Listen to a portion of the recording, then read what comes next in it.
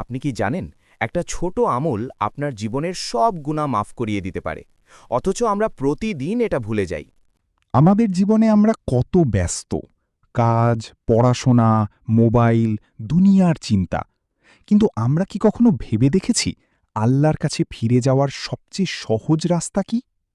রাসূল সাল্লাল্লাহু আলাইহি ওয়াসাল্লাম বলেছেন, যে ব্যক্তি প্রতিদিন ১০০ বার সুবহানাল্লাহি ওয়া বিহামদিহি বলে, তার গুনাহগুলো মাফ করে দেওয়া হয়, যদিও তা সমুদ্রের ফেনার মতো বেশি হয়।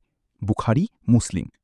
ভাবুন তো, মাত্র কয়েক মিনিটের একটি জিকির, আর এর বিনিময়ে আল্লাহর ক্ষমা। আমরা অনেক বড় বড় আমল করতে পারি না, কিন্তু এই ছোট আমলটা তো আমরা সবাই করতে পারি, তাই না? আজ থেকেই শুরু করুন। প্রতিদিন ১০০ বার সুবহানাল্লাহি ওয়া বিহামদিহি বলুন, আর নিজেকে আল্লাহর আরও কাছে নিয়ে যান। এই ভিডিওটি শেয়ার করুন, যেন অন্যরাও এই সহজ আমলটি জানতে পারে।